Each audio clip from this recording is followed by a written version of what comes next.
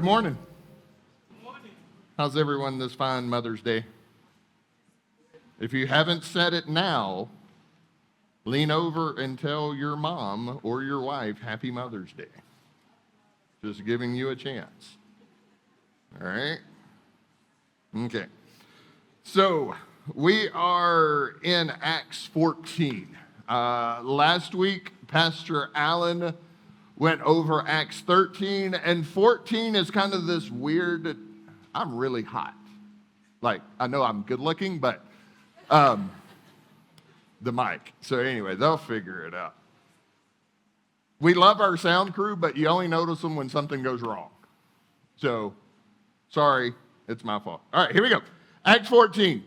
It is kind of this joining between what has been going on in 13 and then what will happen in 15 and the rest. So it's kind of this passage where a lot happens, but not a lot is talked about in churches on Acts 14 because it's not one of the big things. So Paul and them, they had just been in Antioch in 13 and they've had that sermon and they saw a lot preached and a lot reached. And then they go to the city of Iconium. And while they're there, let's pick up and read in verse 14, chapter 14, verse 1. At Iconium, Paul and Barnabas went as usual into the synagogue. Notice he said as usual. This is what Paul and Barnabas did. They would go into a community and then they would find the local synagogue and they would go to the local synagogue and begin to preach. There they spoke so effectively that a great number of Jews and Greeks believed. But the Jews who refused to believe stirred up the other Gentiles and poisoned their minds against the brothers. So Paul and Barnabas spent considerable time there, speaking boldly for the Lord, who confirmed the message of his grace by enabling them to perform signs and wonders. So what you have is you have them starting to preach, and you have a large number of Jewish people coming to faith. And the Jewish religious leaders at the time did not like that. They did not like their people leaving them and their Jewishness and going and being part of this offshoot group of country people. So they came out and they started spreading hate. They started spreading rumors, and they just basically went after Paul and Barnabas, so much so that they actually split the town in half. Half of the town goes with the believers, and then the other half of the town says, nope, y'all are wrong, we are with our Jewish brethren. But notice what Paul and Barnabas do. We see in verse 2 that they stow up their minds against the brothers. So you would think, oh man, things are getting hard. It's time to go to the next city. But that's not what Paul and Barnabas do. They do the opposite. So Paul and Barnabas spent considerable time there. Even though the persecution is great, even though they're trying to divide and conquer, Paul and Barnabas don't just pick up and run to the next city when it gets hard. Sometimes in our faith, we decide it is too hard right now to be a believer, so I'm going to step back. Because it was comfortable when I was back here. But when I stepped out in faith, life got hard. For our family, the last couple of weeks, life has been hard. Things have happened where we're like, why are we in this country to begin with? We want to help, and when we try to help, phones get stolen. Things happen. So it's real easy to back up, go inside our gates at our compound, and go, I'm not coming out for a couple of weeks. So it's very convicting reading this passage and seeing where Paul and Barnabas are not retreating. They're not saying life is hard. Though they very well could be saying life is hard. They probably are. But they're not saying we're leaving and going somewhere else. They stay and they do discipleship. If you're just doing evangelism, you're doing it wrong. You have to do evangelism and discipleship. Evangelism can be the easy part. Discipleship is the hard part. Because discipleship's when you get in the mud with people. Because if you haven't noticed, people are messy. People have problems. People have issues. And when you come and you start working with them and discipling them, those issues start coming on to you. And so it's very easy at that moment to step aside and go, I'm not in this anymore. And then we can say, well, I'm just an evangelist. It's someone else's responsibility to do discipleship. Wrong. Or sometimes you can say the opposite and go, well, I just do discipleship. I don't do evangelism. Wrong. You do both. You can't separate them. So Paul and Barnabas spent considerable time there, speaking boldly for the Lord, who confirmed the message of his grace by enabling them to perform signs and wonders. So what's going on is the Spirit is giving Paul and Barnabas the ability to do signs and wonders, not for the benefit of the signs and wonders. I know we live in a culture where signs and wonders are up here and the gospel tends to be down here. But what the signs and wonders did was elevate what Paul and them were talking about. So if you see people on TikTok or you hear about them from friends or watch them on YouTube and they're all flash and no substance, stay away. There used to be a hymn in one of the Heavenly Highways hymnals back in the 70s in the U.S., and it was called Ain't It a Shame?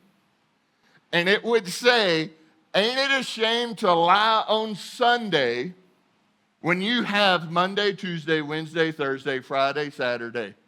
Ain't it a shame? Ain't it a shame? And then it would say, ain't it a shame to gossip on Sunday when you have Monday, Tuesday, Wednesday, Thursday, Friday, Saturday? Ain't it a shame? Ain't it a shame? Basically, you can live how you want during the week, but you got to behave on Sunday. And that's what the gospel says. You can do whatever you want outside of these walls, and everything is fine. And we're going to see here in just a little bit how false that really is. There was a plot afoot among both Gentiles and Jews, together with their leaders, to mistreat them and stone them.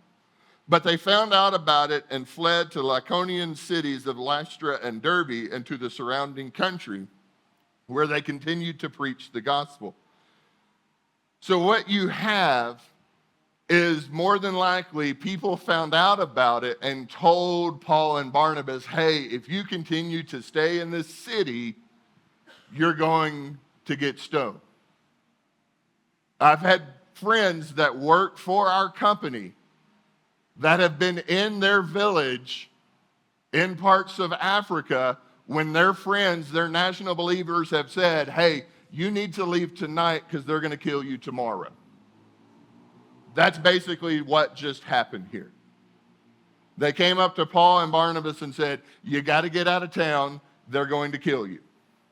So they packed up what they could, and then they left. And you can see that it's also the government that was involved.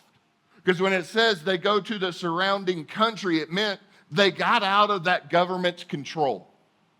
That government from Iconium could reach out a little bit. But Paul and Barnabas went into the surrounding country. They went further than the government's reach. That shows you just how bad these Jewish people hated Paul and hated the Christian movement at that time. So Paul and Barnabas, they go down to Lystra. And they're going to do the same thing, but something happens. And so I want to know, have you ever been in a situation where you thought it would go this way, and then all of a sudden it turns around and it goes this way? And that's kind of what Paul and Barnabas did. For me, it was when I was living in Israel. My boss sent me to the grocery store and said, hey, I need you to go buy charcoal and lighter fluid. We were going to go for a cookout and a hike, and I said, I can do that. So I walked into the grocery store, and I had been in this grocery store every day. It was the one in my neighborhood. It was the one I always went to. And you walk in, and there's a security guard, just like y'all have here, but they're really intense. So you walk in, you hold your arm out, and they pat you down, and they look in your little man purse, see what you got, close it, and then you go inside. And I go inside, and my Hebrew was worse than my Swahili. And I forgot what lighter fluid was. But in America, I could find the bag of charcoal because it looks the same. And I'm thinking lighter fluid would be around. And so I walk up to the store clerk, and I'm holding the bag of charcoal, and I go, Zay, which means this. And I'm pointing at the little lighter fluid stream that's going, and I'm going, Zay, Zay, Zay. Zay. And I was like, well, I'll add in some hand motions. So I point at it, and I go, Zay. For those of you that know about Israel, that is a very different understanding than what I meant it to be. So I go, I need, and the guy goes, and then runs off. And I was like, well, that was very rude. So I walked up to like 3 or 4 more people and did that motion, and all of them turned around and ran off. And I was like, man, no one wants to help me today. These people are rude. So I end up going up, and I found someone else, and I'm asking them, and then the security guard comes running up to me, and he starts yelling at me in Hebrew, and everyone else is yelling at me in Hebrew, and I don't know what the problem is, and the guy grabs his gun. And at that moment, that is universal for drop whatever is in your hands and hold them up like this. So I drop the charcoal, I hold my hands up, and he's still yelling at me, and I'm like, I don't know what is going on. And there just happened to be one person in this store that knew English, and she came over, and she said, what is going on? And I said, why is he having his gun out? And she goes, I don't know, let me ask. So she asked him, and the guy goes, and her face just went white, and she goes, is there a bomb in that bag of charcoal? And I went, I hope not.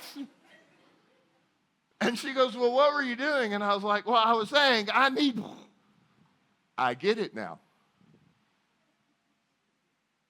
Sometimes you expect it to go this way, and because of culture, it turns it completely the opposite direction. That is what happens to Paul and Barnabas in this city. They go in doing what they expect to do in every other city, and then because of culture, it completely changes directions on them. So let's pick it up. So in Lystra, we're in verse 8. There sat a man who was lame. He had been that way from birth and had never walked. He listened to Paul as he was speaking. Paul looked directly at him, saw that he had faith to be healed, and called out, stand up on your feet. At that, the man jumped up and began to walk. That's not the weird part of this story. Okay? If you think about that, go back to Acts chapter 3 with Peter. This story and Peter's story are almost the exact same. Because if you look in Acts chapter 3, verse 2, it's going to sound a lot like Acts chapter 14, verse 8. 3, verse 2. Now a man who was lame from birth was being carried to the temple. So you have a man that couldn't walk. And then if you go to verse 4 in chapter 3, Peter looked straight at him. And then you go to verse 8 in chapter 3. He jumped to his feet and began to walk. And then verse 16, by faith in the name of Jesus, the man who you see and know was made strong. And then in verse 12, you see it, when Peter saw this, he said to them, fellow Israelites, why does this surprise you? So you have almost the exact same story here. We really believe that Paul healed this guy. But what Peter wants to do is he wants to validate the credentials of Paul. He wants to say that Paul is the same as Peter. Because Paul was not one of the original disciples, so people were saying, you're not like them because you persecuted us, so you don't have the authority to say what everyone else can say. And so Luke is setting Paul up for the rest of the book of Acts.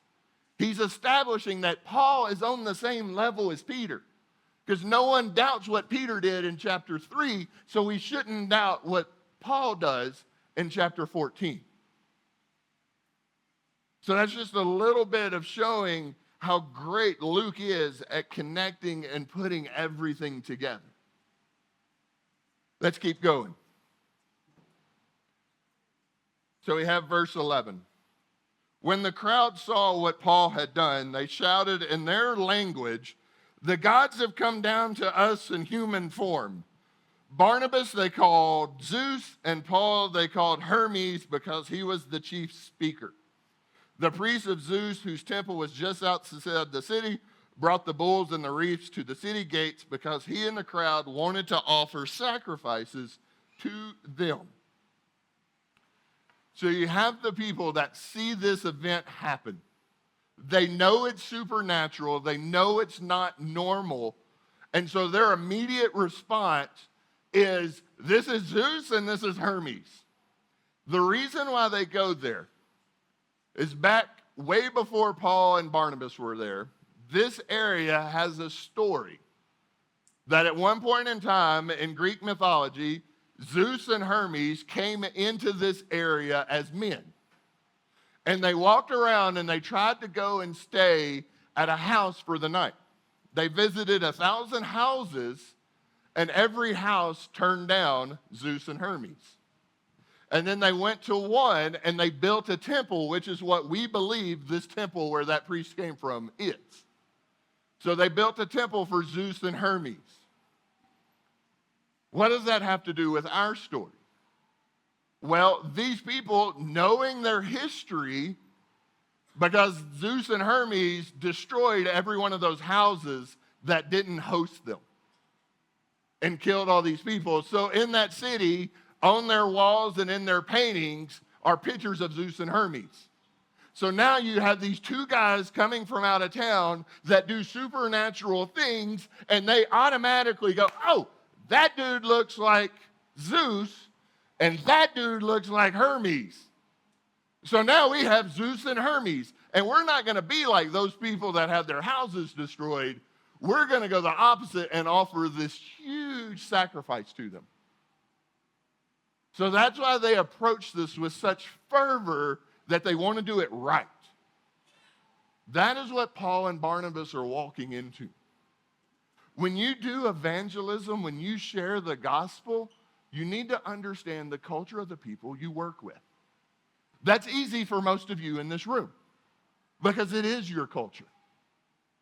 It can be harder for those outside of it. I was in Ghana about a month ago, teaching on chaplaincy. And in that, one of the things we teach them is, hey, as people grieve, it's okay to cry. So let them cry. And then one of the people said, no, we can't cry. And I said, well, why can't you do that? And he said, well, when we cry, the evil spirits come out of us and they're free through our tears. So if anything bad happens, we get blamed for it when we cry. And some of you are laughing, but if you look at your culture, you have the same things inside your culture. And we have the same things inside our culture as well that take the gospel, and when you look at it through culture, it bends it just a little bit. To the point that you're no longer following the truth, but you think you are because it's rooted in God, in tradition, and it looks good on paper. So as you analyze and look at your culture through the gospel lens, this wins. Culture does not win. This wins. So analyze parts of your culture and think, what is biblical And what is tradition and culture saying? And if tradition and culture is what you're following, leave that and return to this. Because what's going to happen next is a little crazy. So when the apostles Barnabas and Paul heard of this, they tore their clothes and rushed into the crowd shouting, "Friends." I just lost my place. Paul and Barnabas heard this, they tore their clothes and they rushed out into the crowd shouting, "Friends, why are you doing this? We too are only human like you." So they run. At this point, Paul and Barnabas don't know the language, but they understand something's wrong.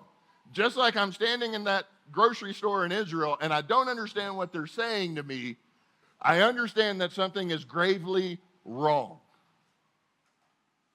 And what I do next determines a lot of how things are going to go forward. So Paul and Barnabas, they rip their clothes, and you think, well, why do they do that? That is perfectly good clothing. Why would you ruin it? In Jewish culture, ripping your clothes is a sign of blasphemy.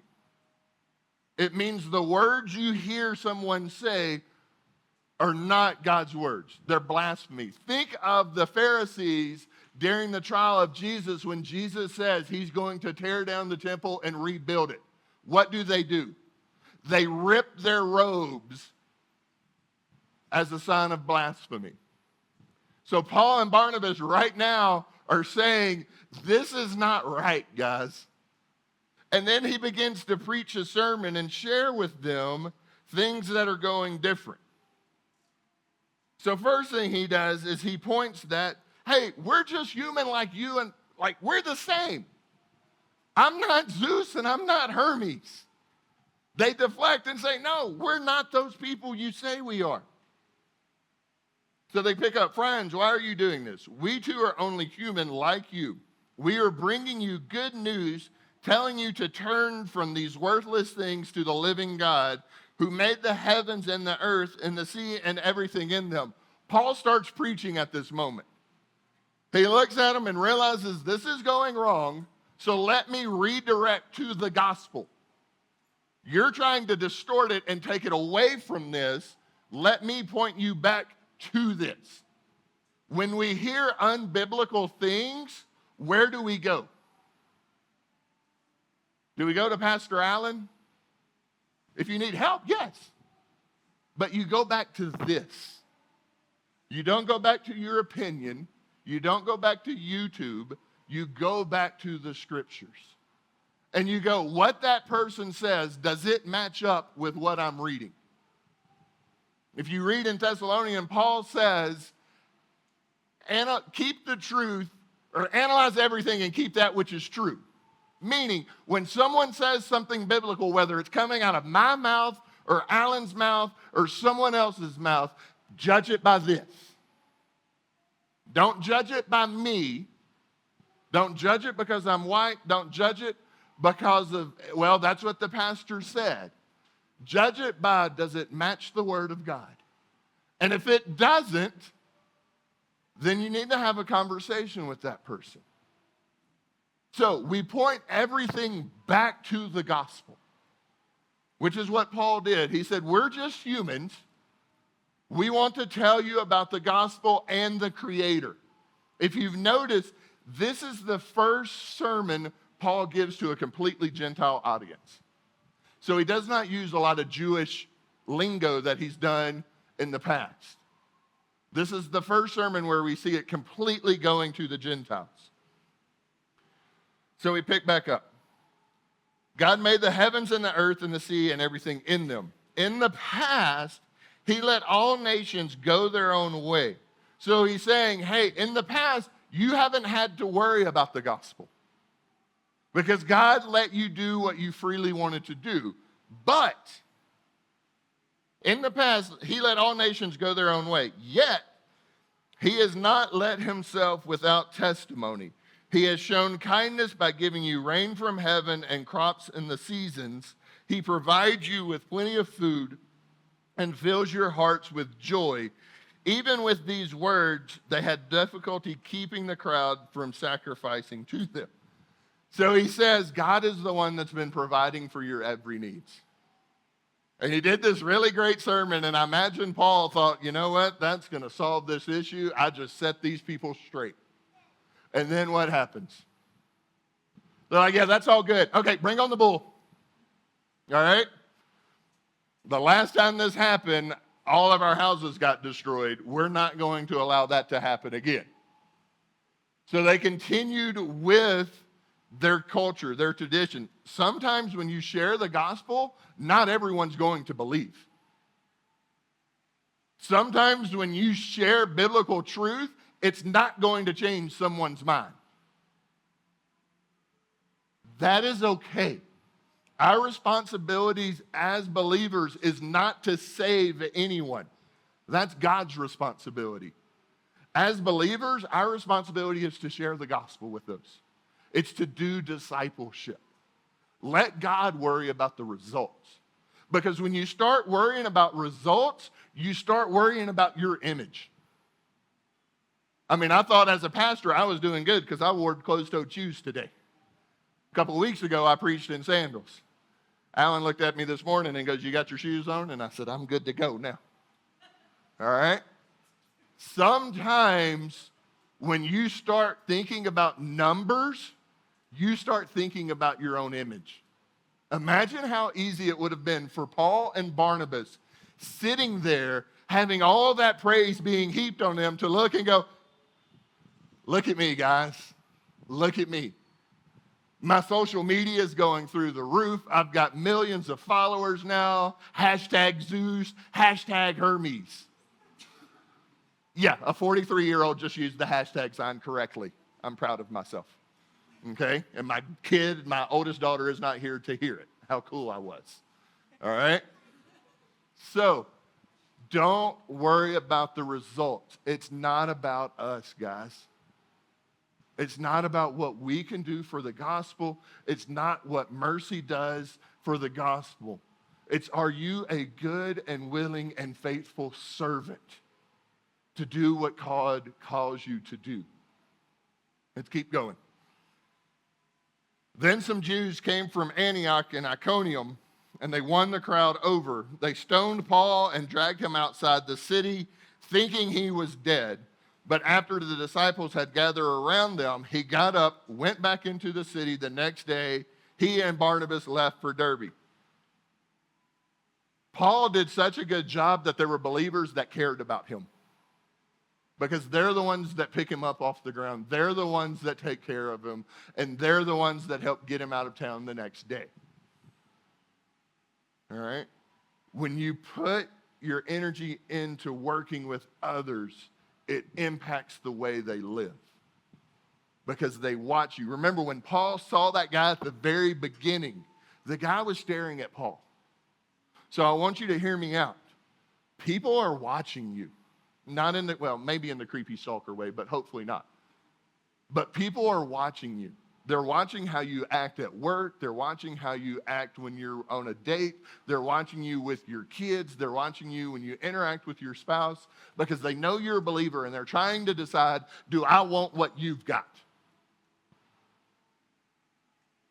So you're either going to push them to the cross or pull them away from it from your actions. So let's keep going. Let's find out what they end up doing at the very end. They preached the gospel in that city, then the next day he and Barnabas left for Derbe. They preached the gospel in that city with a large number of disciples, and they returned to the cities of Lystra, Iconium, and Antioch. Verse 21 doesn't pay as much as you think it does. That is a huge verse in this passage, because what you have is Paul and Barnabas are at a major fork in the road. They can choose to keep going down the road they're going, which they'll take them to Tarsus, and then it'll take them back to Antioch. Or they can choose to go back to where they had just been stoned and beaten and do discipleship. If he goes to Tarsus, he gets to go back to his family. That's where Paul's from. And then it's a much quicker journey down to where their home base is. But Paul chooses not to go the easy way. He turns around and goes back because he wants to take care of the believers that in the churches he just started. So he goes back, and here we find out what he does. He goes back to strengthen the disciples and encourage them to remain true in their faith. And then he tells them, we must go through many hardships to enter the kingdom of God. He doesn't say, hey, you might have some hard times in your Christian faith, but they'll be small and they will be easy. He says, no. When we must go through many hardships. It's going to happen, people. Last time I was up here, I talked about pain and suffering and the problem of evil. Suffering is part of your faith. Now, don't suffer because you were stupid. That's a different thing, okay? But suffering for the gospel is something that's going to happen. Paul and Barnabas appointed elders. So they're strengthening, they're encouraging them, they're setting up elders, they're creating leadership structures in the church that will allow the church to function when Paul and Barnabas are not there. In a couple of weeks, we as a church are voting on elders for our church that will help guide and move the church forward in the coming years. That's not a process you should take lightly, okay? That's something that if you have a question, come to me or Evans. We're the elder candidates, not because we're super spiritual. It's because it was Alan asking us under what God has asked him and what he believed God was leading him to do. So if you have questions, come find us. Our goal as an elder is not to look and go, I'm an elder. I need my chair up here on the stage. Okay? And I don't want one of these simple black chairs. I want one of them fancy throne looking like chairs. And I want mine to be about an inch taller than Evans because I'm 2 feet taller than Evans. All right? So I need my chair to represent. Evans is like, I need the tall chair so we can be. I need my chair to look good because I'm an elder in the church. No, that is not what an elder is. An elder is a servant to the church. Plain and simple. All right? There's a lot more that goes into it that if you have questions, you can ask. But for the most part, an elder is a servant of the church. All right, let's keep going. After going through Pisidia, they came to Pamphylia, and when they preached the word in Perga, they went down to Attalia. From Attalia, they sailed back to Antioch, where they had been committed to the grace of God for the work they had now completed. On arriving there, they gathered the church together and reported all that God had done through them and how he had opened the door of faith to the Gentiles. And they stayed there a long time with the Gentiles.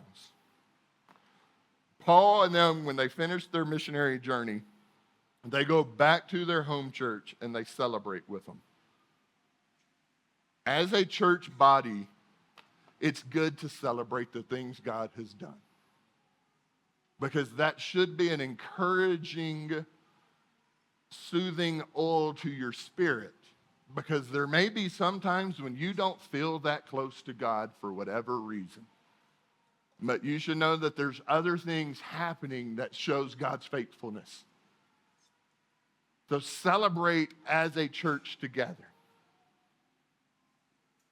Paul reports on, he has 3 themes in this very end, that God has done them, he's opened the door of faith, and apart from this work. So Paul takes the beginning of chapter 13 with the work that Paul and Barnabas are commissioned, and in the end of 14, he says they finished the work, they were done. This trip is over. They can celebrate. So as we finish and wrap things up, I want to leave you with a few things that we can try and apply from this passage. This story is so beneficial to Paul that actually in 1 Thessalonians, I believe it is verse 9, I think. Yeah, verse 9. Chapter 1, verse 9. He says, "For they themselves report what kind of reception you gave us. They tell how you turned to God from idols to serve the living and true God." The words Paul uses here in Thessalonians marks the words that Luke used when he was describing what happened on this missionary trip. So this trip stuck out so much in Paul's mind that he quotes it and talks about it when he's sending a letter to the Thessalonians. Because just imagine the stories you can tell, okay? Sometimes if you're around a missionary, ask them some of the funniest things that have ever happened to them. And you're going to hear some crazy stuff. And one of them is Paul and Barnabas are going, hey, you remember that time we were in that city and they called us Zeus and Hermes? Yeah, that was funny. But look what God did. All right, so here's some things we can apply as we finish up. Number one, stay when things get hard. Just like Paul and Barnabas didn't turn and run when things got hard on them, they stayed and they continued to spread the gospel and do discipleship. Number two, we need to try and understand what hinders some when they hear the gospel. You need to understand your culture and your worldview. Keep that which is biblical. Get rid of the other things that distract from the Bible. There's some parts of culture that are fine. They're not biblical, but they're not going to change the way people think. They just are. But if it's going to cause someone to stumble, maybe that's part of culture we don't need. Maybe that's part of culture I don't keep. Number three, we can't get caught up in our own fandom. Paul and Barnabas had a chance to make it, all about them when they were called gods.